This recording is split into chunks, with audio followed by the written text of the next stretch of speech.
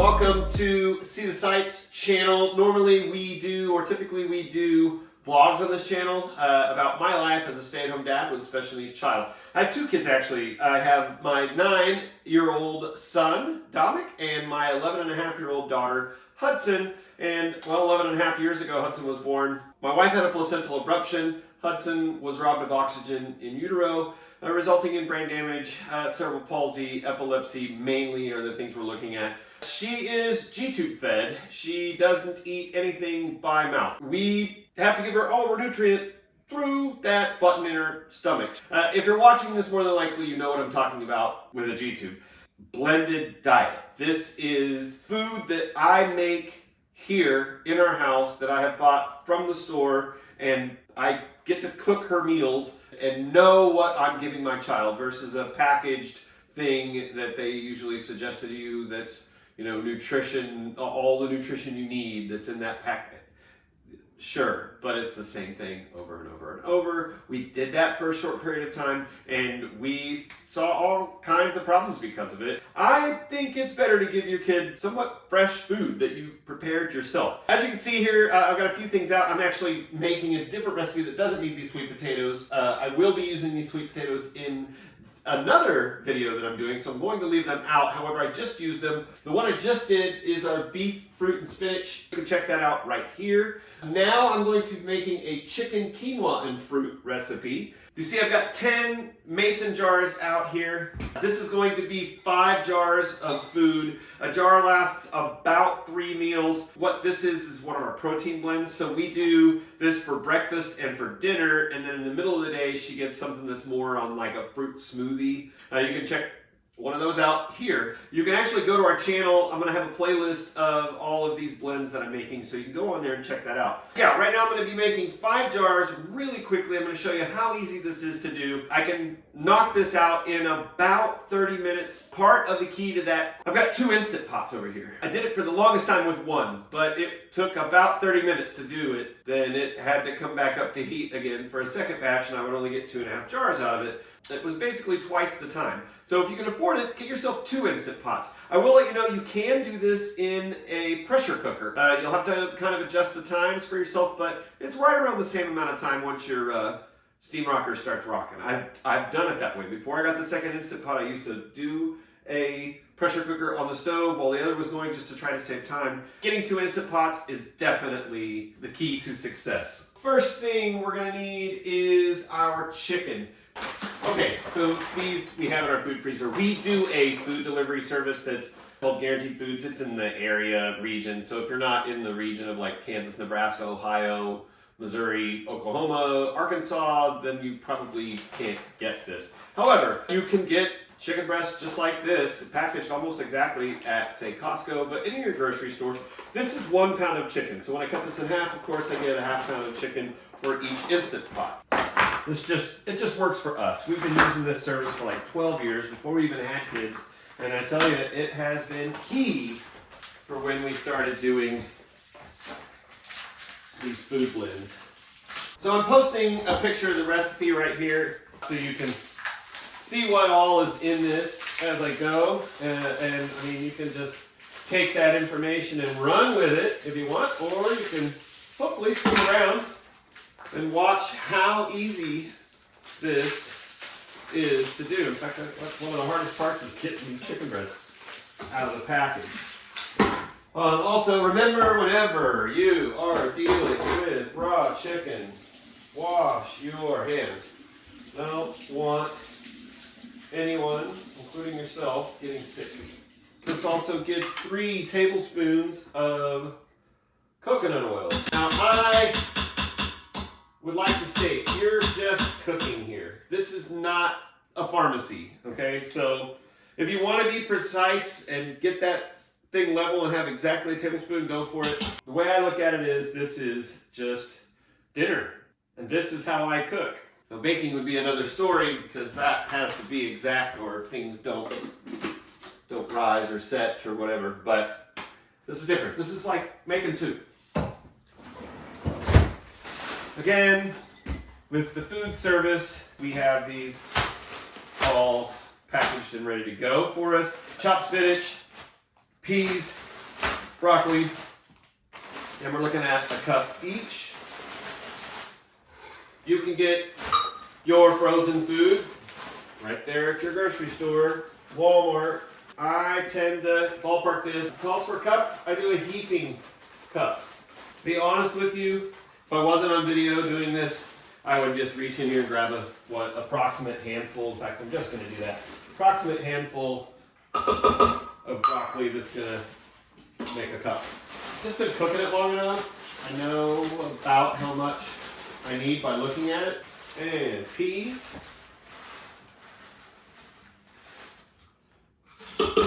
Fresh ginger. We've always got a big chunk of fresh ginger. Tablespoon, about the size of your thumb. So just chop a chunk off about the size of your thumb. It's one for each pot. And then I just give it a rough chop. I slice it in half. And then if you've got a good enough blender, like we use the Vitamix, and Vitamix actually has a program. You can get it at a highly reduced price. This is not sponsored by Vitamix. I wish it was. BlendTech blenders work. Ninja works. We had a Ninja. It broke on us. So we decided we'd go for a higher quality of blender. So there's your ginger. And then I just add about a 1/4 teaspoon of iodized salt. Is that everything? Oh yeah, sorry. Then we need a cup of chicken stock. Okay, lids on. And these babies, make sure your steam seal is ready, and then pressure cook for 20 minutes. Start those up. I always turn off the keep warm button. So that's going to run. In the meantime, I'm going to show you how we store our jars and how we store the food. We'll cut it and come back to when those are done and show you how we blend it all up. Out here in the garage, I actually went on Facebook Marketplace. I got that fridge for $75. So you can find an extra fridge. It'd be great, because I'm sure you're wondering, like, how do you store all of this frozen food? Well, I got this fridge for very cheap. And then that's her protein blends on the lower level and her lunch blends on the top. We're looking at over 2 weeks, almost three weeks worth of lunch blends there. We're pretty soon going to have almost 3 weeks worth of protein blends in there also. Over here, we have a shelf system that we got from IKEA that has this like plastic cover you can put on it. It keeps the dust and stuff off of it. And then we keep all of the lids in this bin on top. There. When a jar is empty and cleaned, we bring it out and we put it on the shelf. This is not hard. I do this once, maybe twice a month, and just knock it out, and then you just grab a jar and thaw it as you need and keep it in the fridge until it's empty, and then move on to the next one. Really easy. One of my Instant Pots is done. This one has 1 minute left, so I'm gonna go ahead and kick the steam off on that one. And scare my dog in the process. Oh no, you know what I forgot? I forgot to mix the quinoa. So we'll be able to skip forward to that.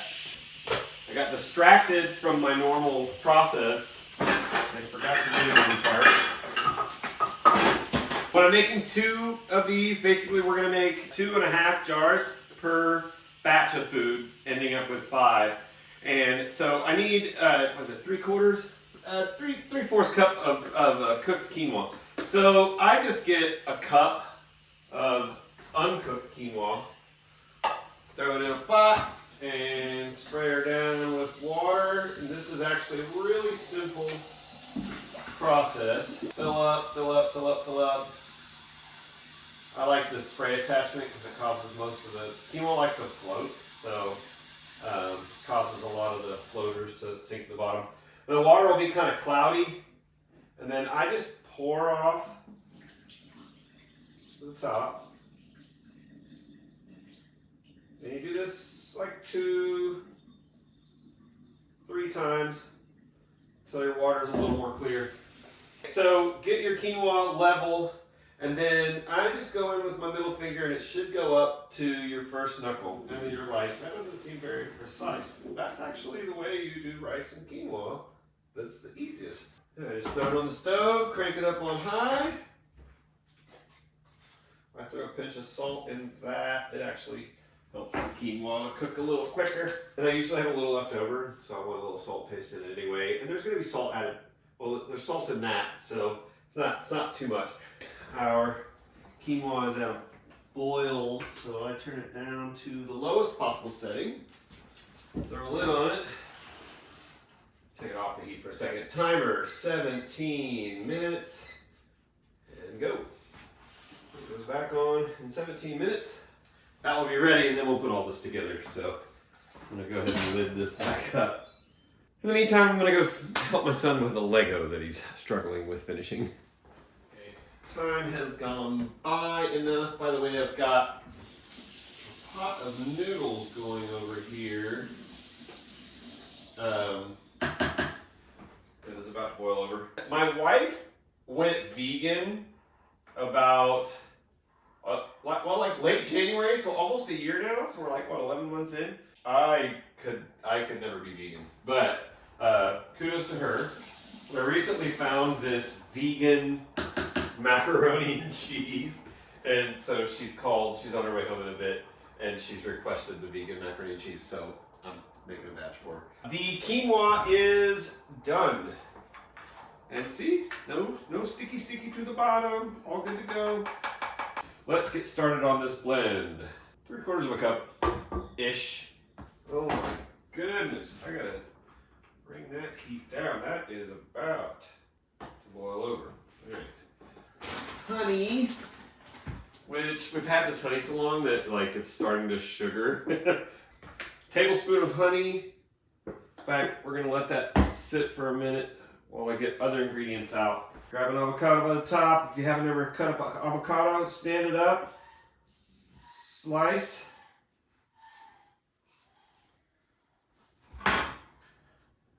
Spin. Pop. Turn.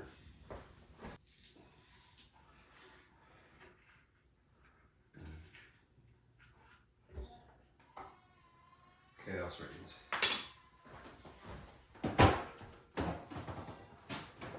Okay, she's still upset. I'll be back in a moment. Oh my goodness, okay. All the special needs parents that are watching this will definitely understand my struggle right now. So it's like whenever you're trying to get something done, that's when everything happens. I had like 2 phone calls coming in, 3 texts. She had a diaper and then she was upset again after that, but now she's fine. The dogs needed fed all of a sudden, and then one of them, it wasn't wanting to come back in. You know, it's like, that's just how life goes. Whatever, we take it in stride. Then we have 2 tablespoons of ground flaxseed, which we buy in bulk and keep in other mason jars. Tablespoon. I'm so used to it. It's about that much. This flaxseed is like little scrubbers for your gut. Help things move through. You know what I mean? 1 cup apple pieces, which really comes out to just 1 apple. So I quarter apples, and then I take it on its edge and just run the core off of it. Then 1 cup pineapple pieces, frozen pineapple. I've used canned before when the stores were out of pineapple. You could use fresh if you wanted. There's a nice heaping cup of pineapple. You can see the chicken and peas and broccoli and spinach, everything that's in there. This is my favorite tool when using this very narrow rubber spatula. And it works so great with this blender because the blender has all these little grooves and nooks and crannies, and so this allows me to get into all of those spots. And then our coconut milk, and I believe it's 2. Yeah, it says 1 to 2, but I always do 2. So, and 2. Throw the lid on our Vitamix blender. Gotta stop it occasionally because you gotta get everything to kind of move down and move around. You kind of knock the air out of it. Run it, stop it, run it, stop it. So I'm gonna do that off camera, and then we'll fill them up and we'll end this up.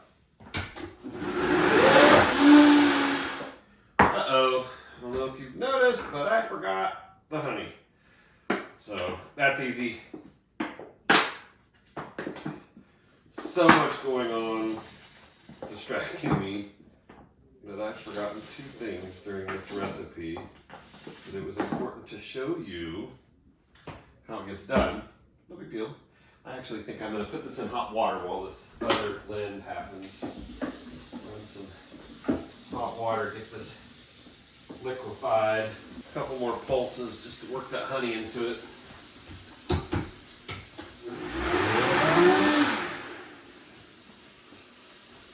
Alright, that should do it.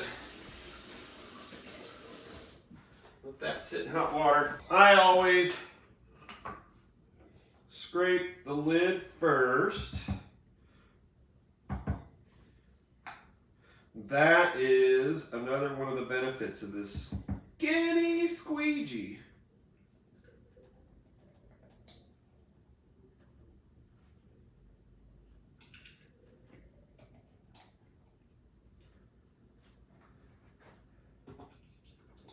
Scrape all your sides down, do your best. Another benefit of this skinny squeegee lets me get all up in there.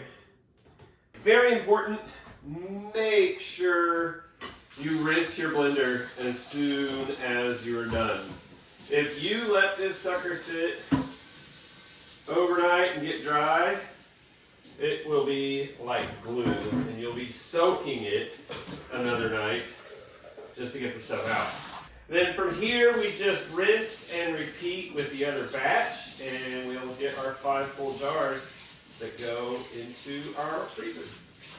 Now, I know this video was chaos with everything happening while I was trying to film. Normally, my wife is home and working from the house, and today was a little chaos because my wife was out helping her sister with some stuff, and she should be rolling in here really soon. Yeah, but honestly, this is super simple if you just create a process for yourself. You can knock this out in, I essentially can knock out 10 to 15 jars in an hour and a half or 2 hours. And while the Instant Pot ones are cooking, I'm able to do the lunch blends. So I run the blender while those are cooking with the lunch blends, so it all kind of happens at once. 2 to 3 hours out of a month, and you can knock out a whole month's worth of food.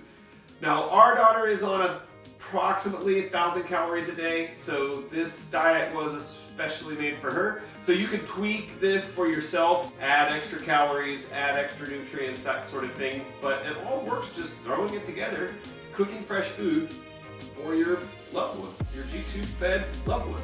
On this channel, we always close it out with the same statement, so I'm gonna let you guys know that to the world, you may be one person, but to one person, you may be the world, so go be somebody's world. And I thank you for watching. I hope if you've made it this far that you've decided to subscribe. If not, please hit the subscribe button. Maybe go to our channel, check out some of our vlog videos, and definitely go and check out some of these other recipes that I've posted, so that you too can make good food for your loved one. Thanks for watching. Bye.